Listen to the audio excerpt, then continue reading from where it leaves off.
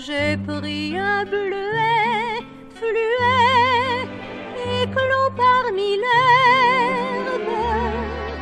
Et quelqu'un m'a dit, mon Dieu, il n'est pas de bleu plus bleu que ce bleu superbe. Moi qui sais ce que je sais, j'ai souri sans lui rien dire, car à tes yeux je pensais sans rien dire, sans rien dire.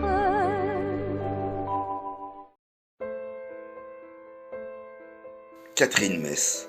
Elle était très jolie, la chanteuse, dont le nom d'artiste avait emprunté celui de son village natal. Jeanne Lucette-Teillac, qu'on prénommera toujours Lucette, est née à Metz, un numéro qui nous reste inconnu dans la rue du Bon-Puits. Il était 13h le jeudi 21 août 1924. Son père, Félicien Alexis, est chauffeur. Sa mère Yvonne, née Étuin, est journalière. Ils sont domiciliés à Levallois, mais ils ont préféré le calme de la campagne et la proximité de la famille maternelle native de Boutigny pour la venue au monde. Petite fille, elle aime déjà chanter mais ne songe pas à en faire un métier. Devenue jeune femme, très séduisante, elle fait tourner la tête des garçons. Elle s'essaye tour à tour à être coiffeuse, vendeuse dans un magasin de chaussures, puis facturière dans une grande maison de stylos. Elle enchaîne tous les petits emplois que permettent de ne pas avoir de qualification dans l'immédiat après-guerre de 1940. Avec et grâce à son charme irrésistible, elle débute dans une revue du chansonnier Edmond Meunier, Ultimatum, à la Comédie Wagram qui était alors l'œil de Paris. Puis on la retrouve sur les scènes des Deux Ânes et des Trois Baudets, le cabaret de Jacques Canetti. N'ayant toujours pas d'idée précise sur ce qu'elle souhaite devenir dans sa profession artistique, elle s'essaye au théâtre.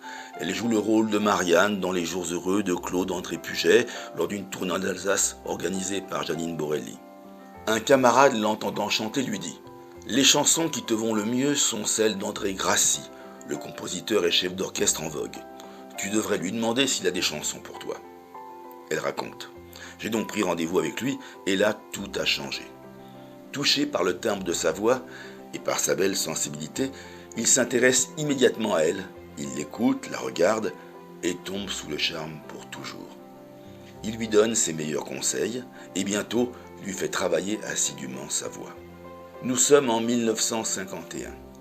Cette année, tandis que la jeune femme débute sous le nom de Catherine May, comme le mois du printemps anglais, elle comprend vite que ce nom est en confusion phonétique avec Catherine Gay, une autre chanteuse du moment. Fière de son origine et du village qui restera l'attache de sa vie, elle décide naturellement et définitivement de s'appeler Catherine Mess. André Grassi devient de plus en plus célèbre. Sa chanson « Moi j'aime ça » reçoit le grand prix de la SACEM. Par l'entremise de l'ingénieur du son de la maison Pathé Marconi, Catherine fait la connaissance d'un excellent professeur de chant qui lui révèle sa voix de soprano. Lors de ses nouveaux débuts chez André Paddock, auteur de chansons, écrivain et propriétaire du cabaret Les Chansons, le compositeur Guy Lafarge, tout juste nommé directeur artistique des disques RCA, l'entend. Sans hésiter, il a fait signer pour enregistrer ses premiers disques 78 tours. Nous sommes en 1954. Cette année-là, au célèbre concours de la chanson de Deauville, où débute le jeu de Marcel Amont, deux chansons qu'elle défend, Avril-Mai et J'ai dormi avec le printemps, remportent simultanément les prix André Claveau et Charles Trenet. Le 14 décembre, elle épouse André Grassi, qui deviendra son mentor protecteur et tendrement le père de sa fille. L'année suivante, elle remporte le prix Suzy Solidor avec Choisi. De nombreux disques micro-sillons vont être gravés chez RCA par Catherine Mess, tant des 45 tours que des 33 tours. Aujourd'hui, ils sont prisés des collectionneurs. Outre les chansons d'André Grassi, Catherine Mess enregistre des chansons pour les enfants, chants traditionnels, chants de Noël et liturgie, quelques vieilles chansons de France, des airs classiques, 2 airs d'opérette, La Belle Arabelle créée par les frères Jacques, le tout avec une grande délicatesse et toujours une belle expression vocale. Son atout est de savoir rester accessible à tous les publics. L'écouter est facile et agréable, comme une chanson dans un rêve. Devenue vedette, Catherine Mess ne manque jamais de se faire l'ambassadrice de son cher village lors de la foire annuelle de la Sainte-Catherine où les caméras de télévision la suivent. En plus d'enregistrer ses disques, Catherine Mess partage son intense activité entre la radio, à Padeloup Henri Spade, entrée des artistes de Marcel Cap, la scène, les chansons, le Collégine, l'échelle de Jacob et chez Gilles, et pour la télévision, La Joie de vivre d'Henri Decoing, Cette ville, une chanson, La Joie de vivre d'Odette Laure, La Joie de vivre de René-Louis Laforgue, À la fête au but, Variations, etc., etc. Son public a beau rester sous le charme, la déferlante yéyé lui sera tristement fatale. Ces derniers disques sont enregistrés pour des supports scolaires pendant les années 1963-1966. On réentendra sa voix pour la chanson du petit train de la télé de Maurice Bruneau en 1969, puis pour des compilations, Chants et musique de France en 1977, Aux couleurs de la France en 1979 et Moi j'aime ça en 2012. Comme pour bien d'autres talents vaincus par la mode, la voix cristalline de Catherine Mess s'est effacée peu à peu du présent, mais pas dans nos cœurs.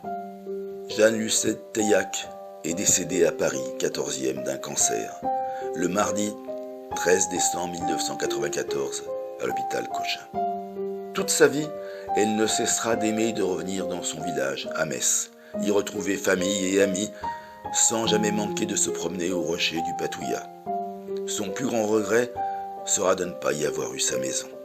Signe des temps, et pour prouver que les mélodies sont vouées au retour éternel, ces belles chansons sont rééditées en coffret CD sous le titre 78 tours, et puis s'en vont.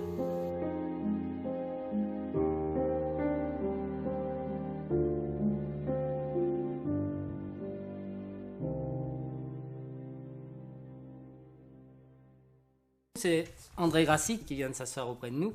Est-ce que vous écrivez des chansons pour Catherine ou... Ah, mais voilà, non, voilà mais le non. grand mot lâché. Mais ça va faire une discussion, ça. C'est vrai, une scène de ménage, non? Oui, parce qu'il y a une chose très amusante, c'est que depuis que j'ai le bonheur d'être Madame Grassi, André a des idées plutôt drôles. Je sais pas, je dois l'amuser, et il écrit des chansons plutôt drôles, des chansons que je ne chante plus de pas, mal à parce que moi, chanter que- oui, je suis peut-être drôle comme ça, mais je chante pas de chansons drôles. Alors je lui dis toujours, écris-moi une jolie chanson d'amour. Il me dit, oui, ça va venir, ça va venir. Ça vient pas du tout, mais ce qui lui vient sont des chansons drôles, des chansons amusantes, et puis voilà. Non, mais il y a quand même eu quelques chansons que vous avez écrites pour Catherine. Ah oui, j'en ai écrit, oui, si, récemment, j'ai écrit une chanson qui s'appelle Ton amour, qui est, ma foi, pas mal, je peux le Ah, dire, parce c'est qu'elle bien. me plaît. Pas Et puis ça. alors, une autre chanson qui s'appelle Les gens comme toi. C'est Ah les oui. gens comme toi. Oui. C'est des gens comme toi. Oui, elle est Bah, tellement c'est pas drôle neuve. du tout. À force de te dire, tu finis par m'en écrire.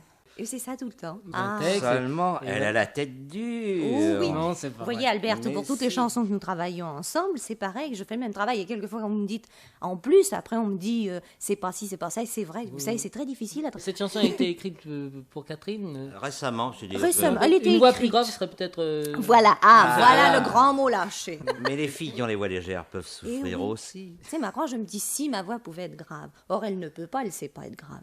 Il n'y a rien à faire. Catherine Mess vient de me dire, vous savez, faire jouer du piano à André, C'est vrai. c'est vraiment un succès énorme. Ah oui, ça, vous pouvez marquer la journée d'une pierre blanche, parce que moi, je Et n'entends encore, jamais de piano. et avec beaucoup de réticence, André Grassi m'avait dit en rentrant dans le studio, je jouerai une valse de Brahms. C'est brusquement, Oui, c'est il une majeure change, 4 oui, Chopin. absolument, Enfin, c'est assez curieux, mais maintenant je vais essayer de remporter un autre succès. Il est encore plus difficile de faire chanter André Grassi. Si vous saviez comme André chante bien, il n'a pas de voix, mais il chante bien. Alors, quelquefois, j'écoute ce qu'il fait, je me dis, mon Dieu, si je pouvais arriver à faire ça. Mais c'est pas toujours, je n'y arrive pas Je toujours. crois qu'elle s'exagère les choses. Si, Non, je non. sens- si je sentais si bien que ça sort. Tu me diras qu'à notre époque, j'aurais très bien pu faire une carrière très valable J'en connais d'autres qui n'ont Ah non, pas... non, alors là, Non, je nomme Ah, personne. alors là, tu vas. Mais je les aime bien et j'applaudis à leur succès d'ailleurs. En ce qui me concerne, malgré des conseils impérieux de grands artistes d'ailleurs, une très grande dont je ne citerai pas le nom, mais qui porte le nom d'un oiseau, qui m'avait dit « Mais pourquoi ne chantez-vous pas ?» Oui, elle avait trop. Heureusement, je n'ai pas écouté. Mais pour l'instant, nous allons entendre Catherine Mess qui va nous chanter une chanson qui s'appelle Une charade. Une charade qui était dans votre film Battement de cœur. Battement de cœur. Catherine Mess.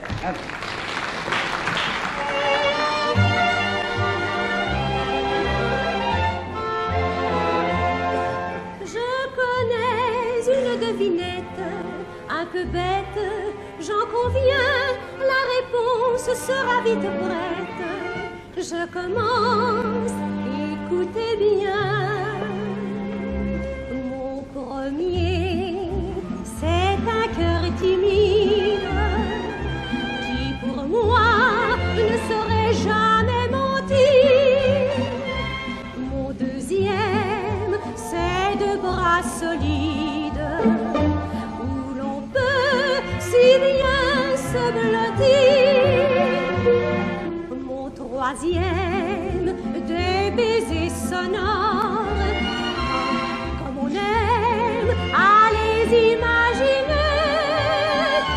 Et mon tout, c'est l'homme que j'adore. C'est facile à deviner. Ah vraiment, c'est une charade pour laquelle on ne cherche pas. Et pourtant, vous restez en rade.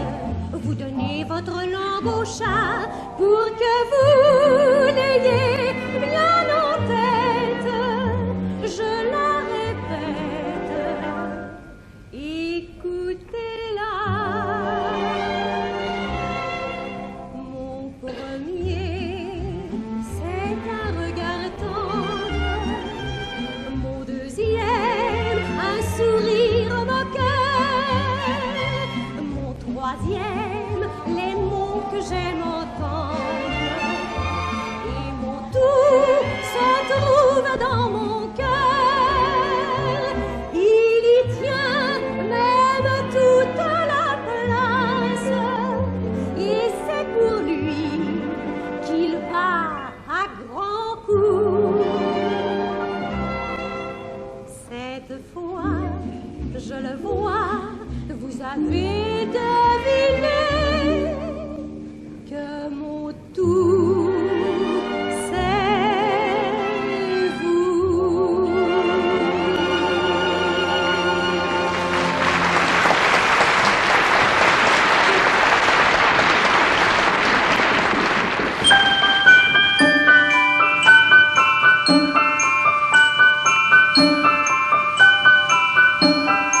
Les boîtes à musique sont des mécaniques un peu fantastiques, magiques et mystiques, tantôt poétiques, tantôt sarcastiques, avec un rien d'ingénu. Elles ont des musiques caractéristiques, des airs ironiques, aristocratiques, qui vous communiquent les moins romantiques, parfum des ans révolus. Ah, dansez marquise, ah, marquis dansez, la gavotte exquise du temps passé. D'abord la danse, puis la romance, et l'insouciance, la défaillance. Voici que s'ouvrent les bras de faïence sur des dentelles d'Italie. Les boucles blondes, les tailles rondes qui se confondent sous les rotondes. On se retrouve dans un autre monde parmi les brumes de l'oubli. Rubans et cravates, hautons écarlates, charmants diplomates, bretteurs et pirates, dames délicates, beauté que l'on flatte dans les bosquets de Marly. Mais ces pattes, ces aristocrates n'ont pas de main plate, de cœur ni de rate, car les automates ne sont que des boîtes, des roues, des fils, des poulies. Frêle mécanique qu'il faut remonter, la boîte à musique va s'arrêter. Les boîtes à musique sont des mécaniques un peu fantastiques, magiques et mystiques, mais les automates ne sont que des boîtes, des roues, des fils,